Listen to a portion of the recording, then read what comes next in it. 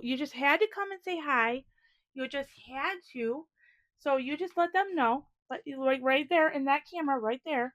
You just tell them to like, share, and subscribe, and it helps mom be able to buy you more treats. Do we like treats? Of course we like treats, right? Okay. Can mom get back to work now? Okay, thank you.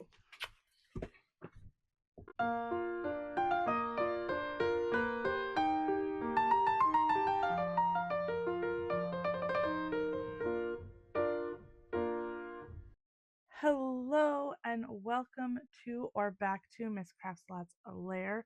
If you are new here, I am Barbie. I am a multi-crafter. This channel is where I share all of my tips, tricks, my projects that I've been working on, and all things crafty. So if that is something that you are interested in, please like and subscribe. And let's get to the topic for today. And here I am, day 2. Because just after I made that intro, this happened.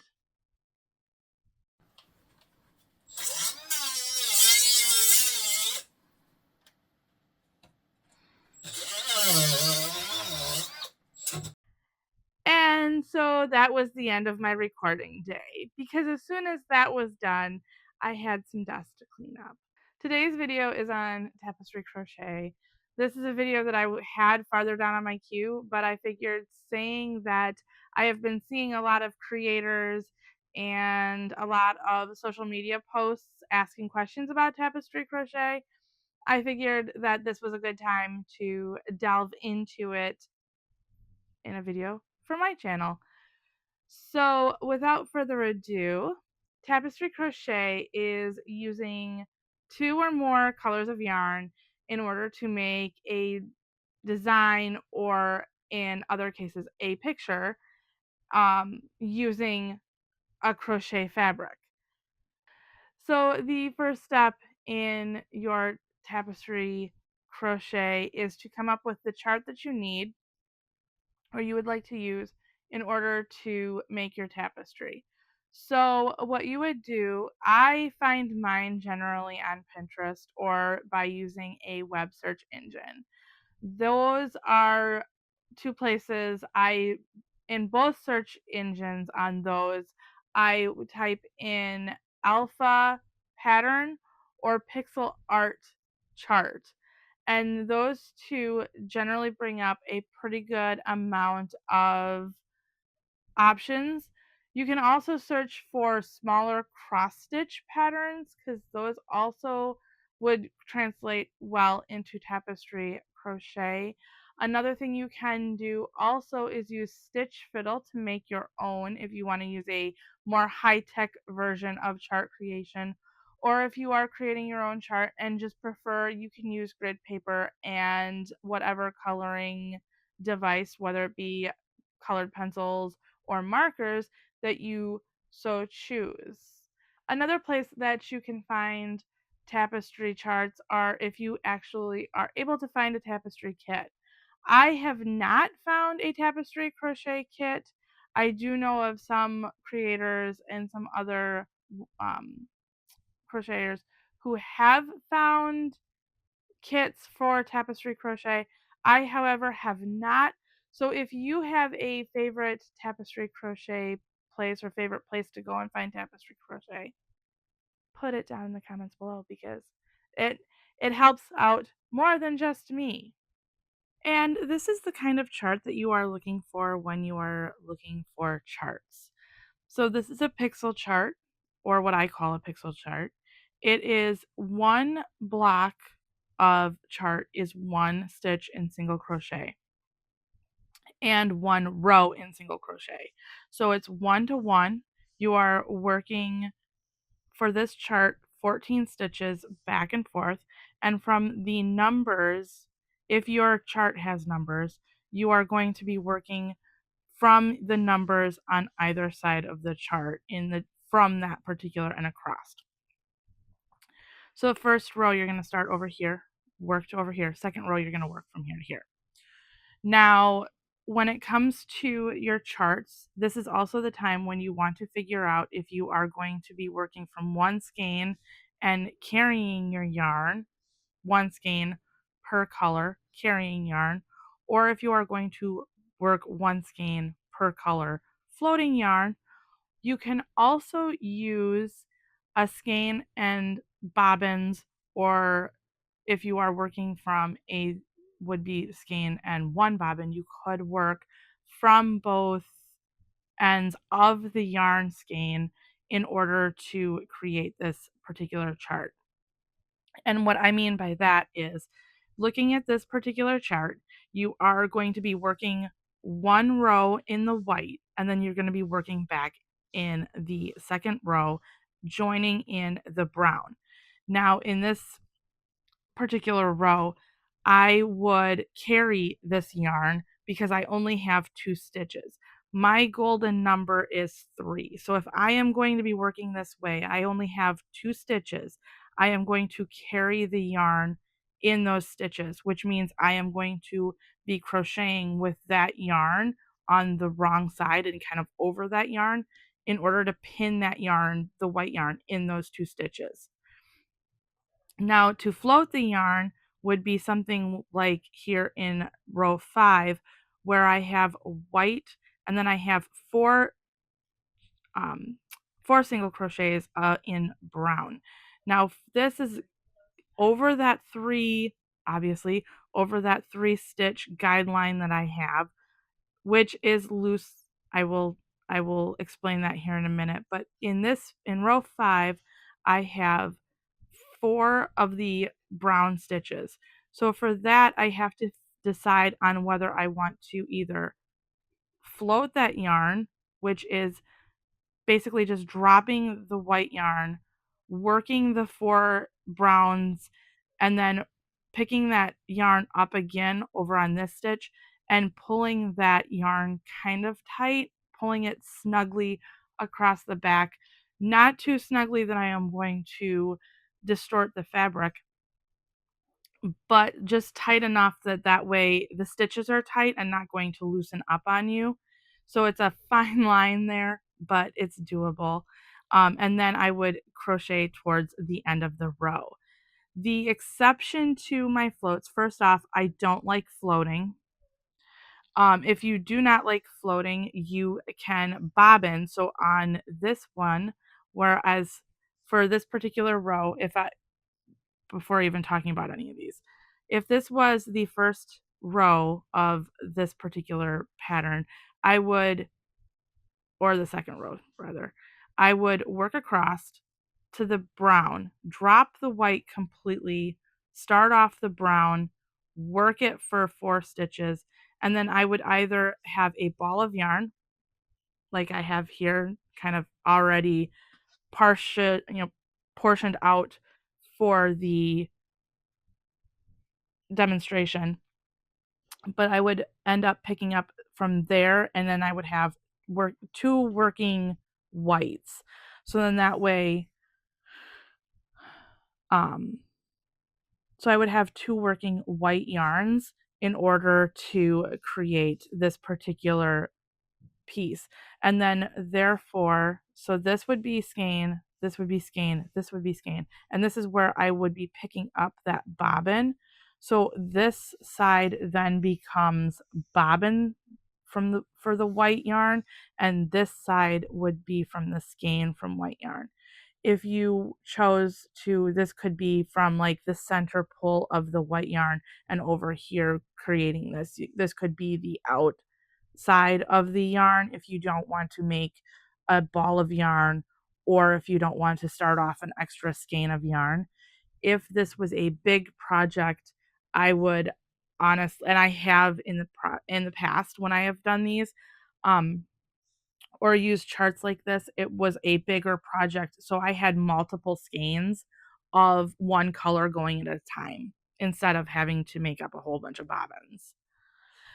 So that will be the bobbin kind of description here for you, and the float description, we talked about carrying, and now we are going to talk about the running of these stitches. When I say running, it's basically just picking up. So for here, we would work the brown, we would drop it. Well, when we come back for the third round, we will want to pick up that yarn, and so we'll kind of run it up, so then that way we can stitch these two with that same piece from that same skein and continue on. There's ways of pinning. Obviously, we'll want to pin these stitches when we're working with them. That will be what I will show you next in the demonstration for this particular chart. So the first thing I wanted to show you with this chart is how to change colors. So like any other changing of colors in crochet, you're going to use that last yarn over, pull through a loop as your new color. So saying that we'll look at this chart again. So we have 6 stitches of white. In that 6th stitch, I will start it off and kind of saying this is single crochet, I will do half a stitch. So I will insert my hook into the stitch below, draw up a loop, and then I am working on the wrong side, so I will want to kind of hold that working yarn towards the back, and then I will join in the brown yarn. Now, saying that this is the first stitch or first row of these colors, I am going to kind of twist them around a little bit and carry both the tail for the brown and the working white yarn. I have 2 brown stitches, so I am going to half that second stitch and then switch back over to the white, dropping the brown.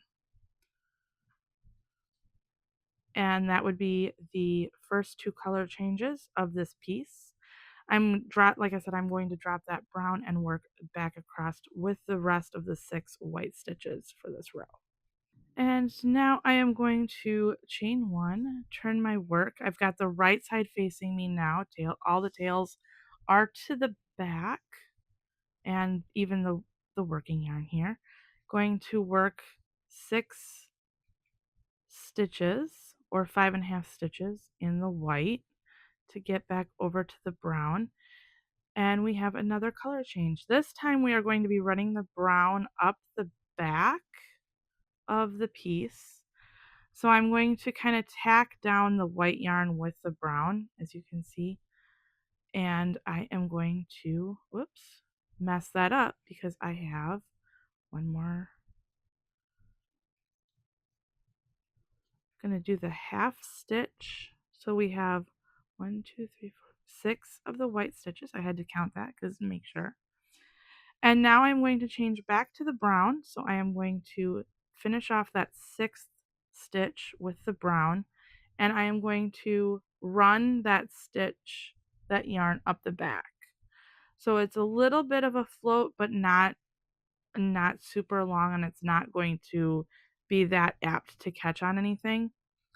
I am going to carry the white yarn, so I'm going to stitch the brown over the white working yarn.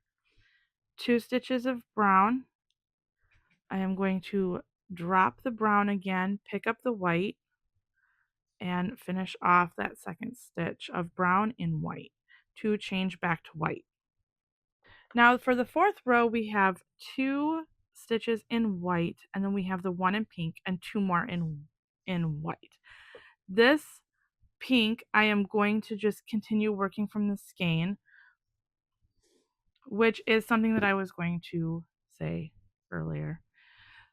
The one time one of the ways that, or one of the times that it becomes an exception to my 3-stitch rule would be here in row 8, where I am working 2 white stitches, a pink stitch, and then 5 brown stitches before going back to the pink stitch. This is my exception because I don't have any way really. I could like half this into another bobbin. I don't see where that is um, is a worthwhile decision. So I am actually going to carry the pink. And because of this only being 2 rows here, I'm going to run the pink, but I'm going to kind of tack it down in here in these 2 rows to keep it from being a super long catchable float. So what I am going to do is I'm going to join in the pink in that stitch.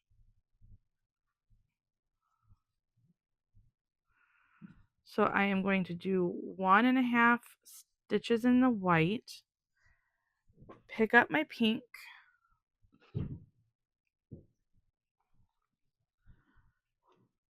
finish off that stitch in the pink, kind of pull that white yarn, oops. And now I am going to stitch over both the white and the pink because I am going to carry that white yarn. Pink is only going to be half of a stitch, technically a full stitch if you count the yarn over from the last stitch, but it is kind of a half a stitch. And I'm going to completely drop the pink and then work my 2 in white or my 1.5 in white, depending on how you want to look at it. And then I am going to run the brown yarn and pick that up. Now this is going to be 1 stitch of brown into what was a white stitch on the prior row. So I have this run of yarn here that is kind of diagonal. So I am going to actually stitch into that and to kind of hold that down. I've dropped the white yarn because I'm going to be starting off with the bobbin. So I am going to stitch 3 full brown stitches and half a brown stitch, and I'm going to drop that yarn and pick up my bobbin white yarn.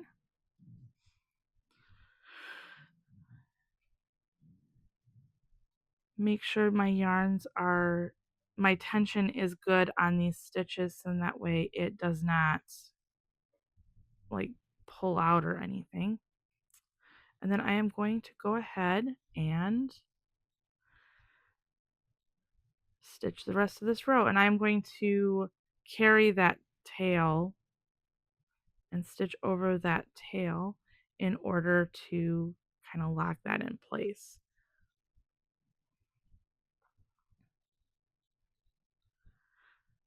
All right, so that's what we have so far. Now I'm going to be working row 5, which is going to be working all of the white again, pretty much exactly the same way as row 4, only we are not going to be having the pink yarn in this particular row. So I am going to go ahead and work 4 full white stitches,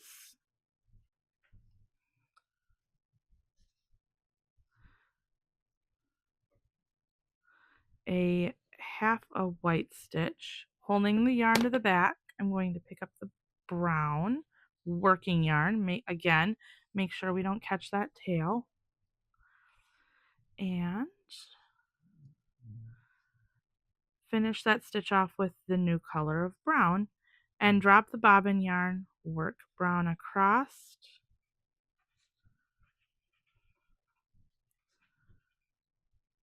half a stitch of brown. Now I'm going to pick up the skein yarn again, run that up, so drop the brown. As you can tell, as you can see, I'm not stitching over the brown. And then I am going to come this way. Now I have the pink yarn from the row previous. So I have the tail. If I'm working on the right side row, I can kind of go in here and catch that pink and kind of do the whole carry for that particular, the working yarn for the pink as well, and crochet over that. and that way it tacks it down. Let me finish off this row. That way it tacks the pink down, so it's not going to become too much of an issue as far as floats. Next row, I am going to work 4 white stitches, so 3.5 white stitches.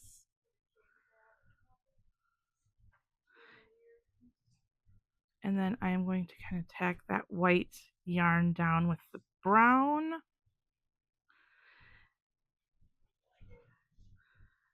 And that is a diagonal float again. So I'm going, or a diagonal run. So I'm going to stitch over that brown run of yarn.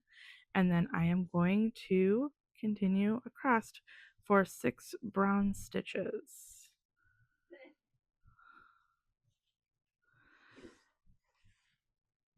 Now for the 6th brown stitch, I'm going to run the white because I'm going to be changing back to white in this stitch. So I am going to run the white, kind of carry that in that last stitch there, tack it down, so then that way it looks like that. And so it's kind of coming up in that stitch. So then that way it will be held in there and look a little neater on the back. And now here we are. We're going to be working our 7th row. So I'm going to work across here the same way. When I get to the pink, I'm going to add the pink the same way into this particular stitch. Half a stitch in white, carrying that white yarn from the bobbin because there is no sense in and then I am going to make a half a stitch in pink and then pick up the white again.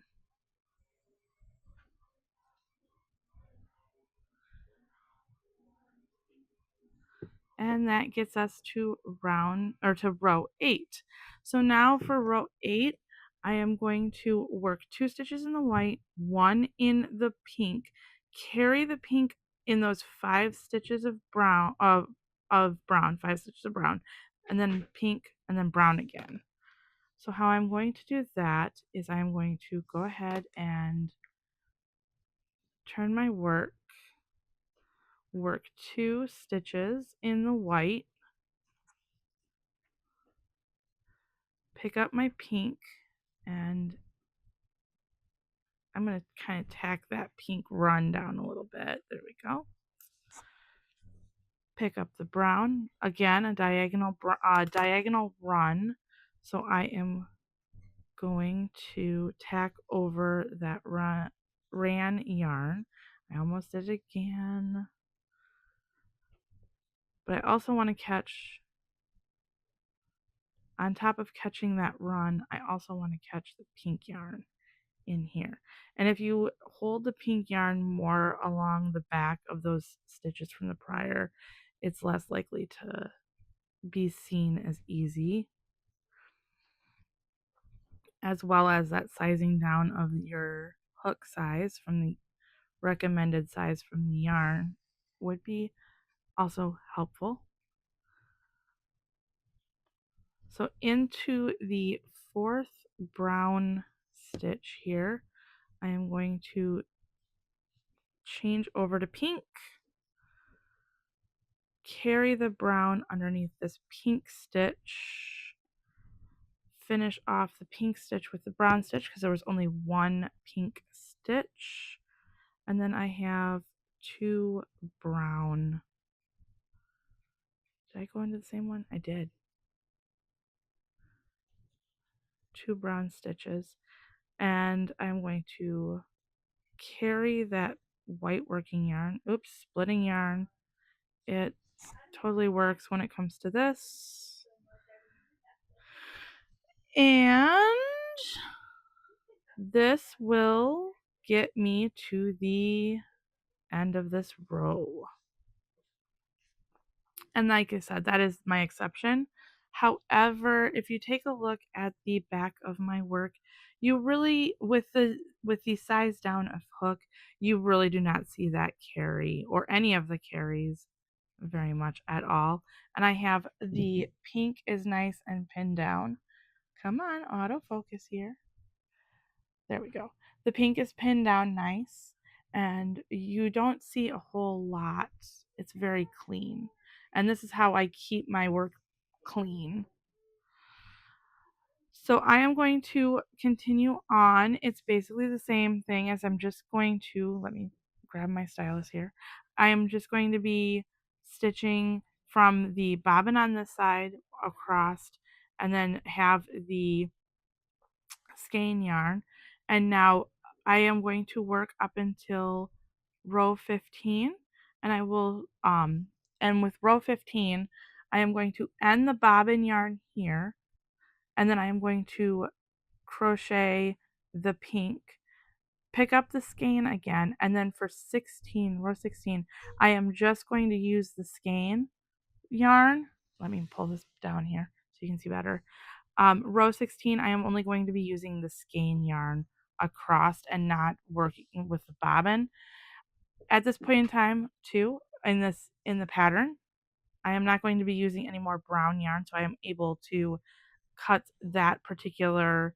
um, that particular skein free. So I'm just working with what I need as far as this little combobbled mess of yarn. It does get tangled. You will have to, it does get tangled. You will have to like go in and untangle it here and there in order to continue working. But that is how I keep my tapestry clean. Now, obviously, like I said, if you are going to be floating, you can just kind of hold your yarn to the back, and you'd want to kind of keep it about that as far as tension wise on the back. You still are going to catch it, have areas where it could catch if you have it any more. So here's the three stitches. So that's about as much as I would ever want as a float. And then I could turn around and um, or because you don't want it to get caught on anything. And the longer the float, the more likely that it is going to get caught on something. I personally don't like floating. I think I've already said this. I don't like the floats. I think it looks kind of, I prefer to have a reversible or more reversible look to my crochet tapestry. And so this was my tutorial on tapestry crochet. I hope that you enjoyed this, and I hope that it inspired you to try tapestry crochet. If you have not, I also hope that this gave you some tips and tricks as to how to make your tapestry crochet a bit cleaner if you have tapestry crocheted before. And yeah. If you like this video, please like, share, and comment below. It really helps my channel, and I am ever so grateful.